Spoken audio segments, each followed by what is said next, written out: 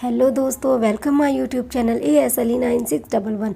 दोस्तों, आज हम बात करने वाले हैं भगवान बुद्ध के बारे में। जी हाँ दोस्तों, भगवान बुद्ध जन्म लेने वाले हैं मैत्रेय के नाम से, लेकिन कब लेंगे जन्म? आज भगवान बुद्ध के बारे में मैं आप लोगों को 10 अनसुनी ऐसी बातें बताने जा रही हूँ जिन्हें सुनकर आप बहुत हैरान होने वाले हैं और आपने ये सब कुछ कभी कहीं नहीं सुना होगा। दोस्तों, सबसे पहले मैं आपको बता देती हूँ, भगवान बुद्ध का धर्म पूर्व के कई राष्ट्रों का धर्म है, जिसमें जापान, उत्तर कोरिया, चीन, Vietnam, Taiwan, Cambodia, Hong Kong, Mongolia, Tibet, Bhutan और श्रीलंका तो बौद्ध धर्म राष्ट्र है ही। साथ ही Bharat, Nepal, Malaysia, Indonesia, Russia, France, Britain, German, Bangladesh, Pakistan, Singapore, Philippines, Brazil, Afghanistan. बौद्धों की संख्या यहाँ पर भी बहुत ज़्यादा है। हालांकि कुछ पिछले वर्षों में अफ़गानिस्तान, पाकिस्तान और बांग्लादेश में बौद्धों पर हुए अत्याचार के चलते वहाँ इनकी संख्या कम हो गई है।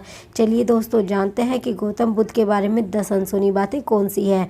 दोस्तों, इससे पहले कि मैं वीडियो को स्टार्ट करूँ, जल्दी से मेरे चैनल को आप सब्सक्राइब करके बेल आइकन ऑन कर लीजिए।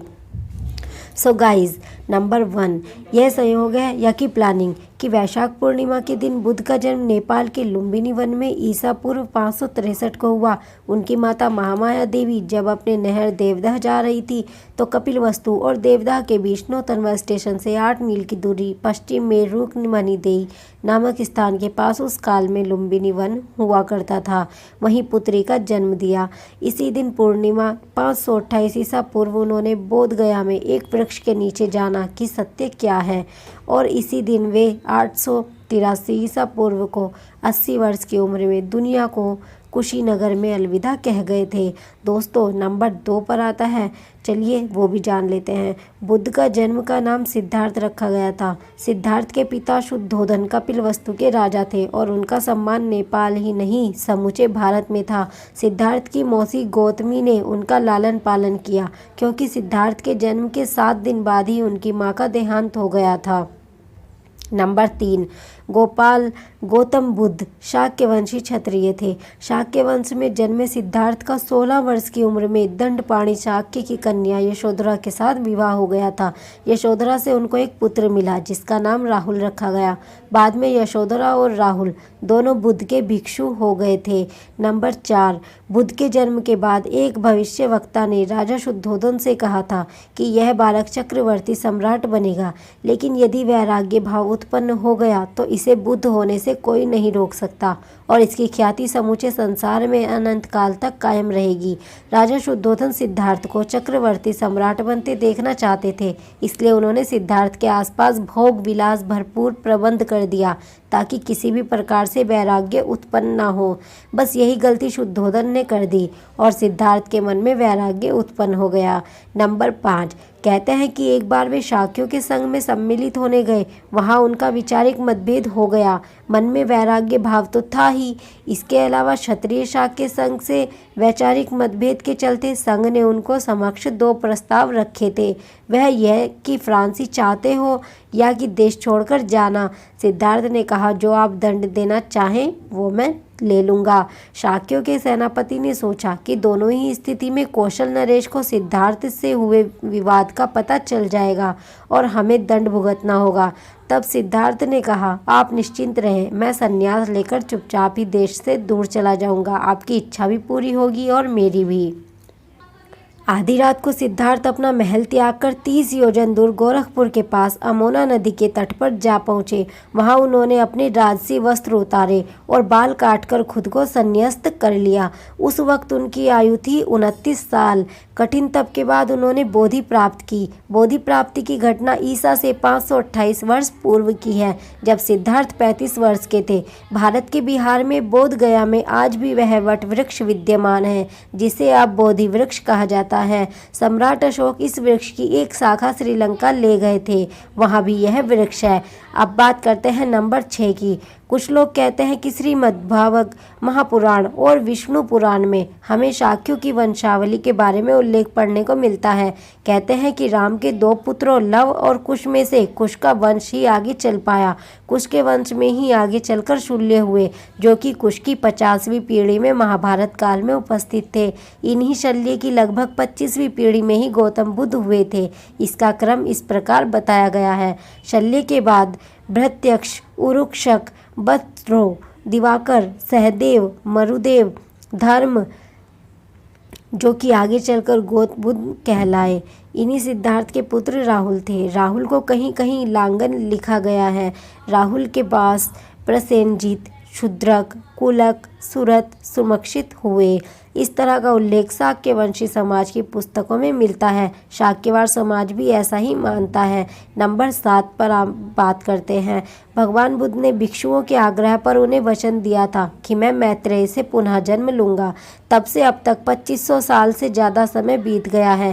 कहते हैं कि बुद्ध ने इस बीच कई बार जन्म लेने का प्रयास किया, लेकिन कुछ कारण ऐसे बने कि वो जन्म नहीं ले पाए। अंततः थियोसॉफिकल सोसाइटी ने जे कृष्णमूर्ति के भीतर उन्हें अवतरित होने के लिए सारे इंतजाम कर दिए थे, लेकिन वह प्रयास भी असफल सिद्ध हुआ। अंततः ओशो रजनीश ने उन्हें अपने शरीर में अवतरित होने की अनुमति दे दी थी। उस दौरान जोरबा की बुद्धा नाम से प्रवचन माला ओशो के कहीं। देह छोड़ने के पूर्व बुद्ध के अंतिम वचन थे, अप दीपो भवा सम्मासति। अपने दिए खुद बनो, स्मरण करो कि तुम भी एक बुद्ध हो। नंबर 8, बुद्ध के प्रमुख गुरु विश्वामित्र, अलारा कलम, उद्दाकारा रामपुत्र थे, जबकि बुद्ध के प्रमुख 10 शिष्य आनंद, अनिरुद्ध, रानी खेमा, महाप्रजापति, भद्रिका, किम्बाल, देवदत्त और उपाली थे। दूसरी ओर बुद्ध धर्म के प्रचारकों में प्रमुख रूप से अंगुलीमाल, मिलिंद, सम्राट अशोक, वेन्त्सांग, शियेन, हेचो, उपगुप्त, अश्वघोष, आर्य असंग, धर्मकीर्ति, कमलशील, आम्रपाली आदि नाम का लिया जाता है। बुद्ध के धर्म प्रचार से उनके भिक्षुओं की संख्या बढ़ने लगी, तो भिक्षुओं के आग्रह पर बौद्ध संघ की स्थापना की गई। बौद्ध संघ में बुद्ध ने स्त्रियों को भी लेने की अनुमति दे दी। बुद्ध के महापरिनिर्वाण के बाद वैशाली में संपन्न द्वितीय बौद्ध संगीति में संघ के 2 हिस्से हो गए, हीनयान और महायान। सम्राट अशोक ने 249 ईस्वी पूर्व में पाटलिपुत्र में तृतीय बौद्ध संगीनी का आयोजन कराया था। उसके बाद भी भरपूर प्रयास किए गए सभी भिक्षुओं को एक ही तरह से बौद्ध संघ के अंतर्गत रखे जाने की, किंतु देश और काल के अनुसार इनमें बदलाव आता रहा। अब बात करते हैं नंबर 9। शोध बताते हैं कि दुनिया में सर्वाधिक प्रवचन बुद्ध के ही रहे हैं। यह रिकॉर्ड है कि बुद्ध ने जितना कहा और जितना समझाया उतना किसी और ने नहीं। धरती पर अभी तक ऐसा कोई भी नहीं हुआ जो बुद्ध के बराबर कह गया। सैकड़ों ग्रंथ हैं जो उनके प्रवचनों से भरे पड़े हैं और आश्चर्य है कि उनमें कहीं भी दोहराव नहीं है। 35 की उम्र के बाद बुद्ध ने जीवन के प्रत्येक विषय और धर्म के प्रत्येक रहस्य पर जो कुछ भी कहा वह त्रिपिटक में संकलित है। त्रिपिटक का मतलब है 3 पिटक, विनय पिटक, सुत्त पिटक और अभिधम्म पिटक।